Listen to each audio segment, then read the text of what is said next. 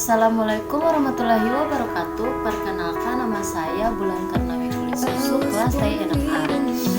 Di sini saya akan membuat video tentang UAS MPTI. Langsung saja kita masuk ke pembahasannya.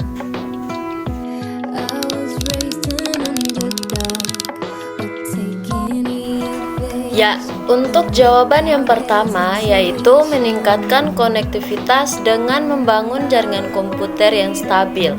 Selanjutnya, meningkatkan efisiensi operasional. Kemudian memperluas kapasitas dengan membangun jaringan komputer yang dapat diperluas untuk mendukung pertumbuhan bisnis di masa depan.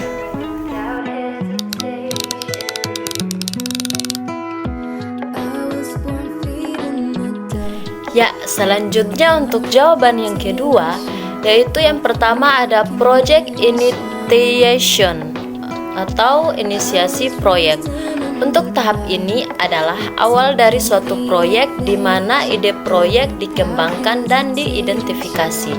Selanjutnya yang kedua ada project planning atau perencanaan proyek, yaitu setelah tahap inisiasi, tim proyek membuat rencana proyek yang rinci.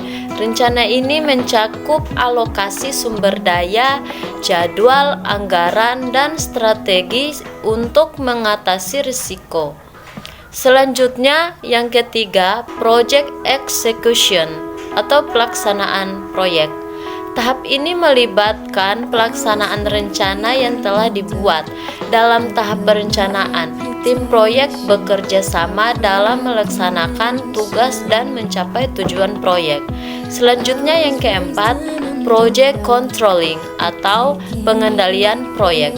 Selama tahap ini, manajer proyek memonitor dan mengendalikan kinerja proyek secara teratur. Evaluasi proyek yang dilakukan untuk mengidentifikasi apakah proyek berjalan sesuai jadwal dan anggaran yang telah ditentukan. Kemudian yang terakhir yang kelima, project closure atau penutupan proyek. Setelah proyek mencapai tujuannya, tahap penutupan dimulai. Tim proyek meninjau pencapaian dan melakukan evaluasi terhadap proses proyek.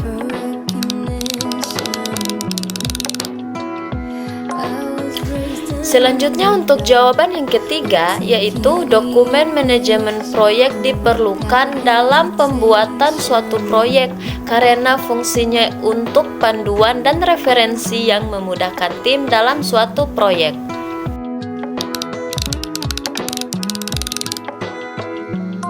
Ya, untuk jawaban yang keempat, karena manajer proyek itu bertanggung jawab untuk merencanakan, mengorganisir, mengarahkan, dan mengendalikan semua aspek dari proyek tersebut.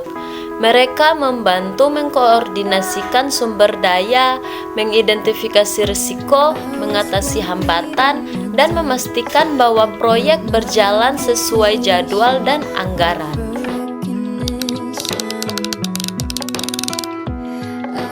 Kemudian yang terakhir yang kelima yaitu RAB dirancang sedemikian rupa untuk membantu kegiatan agar berjalan sesuai dengan tujuannya.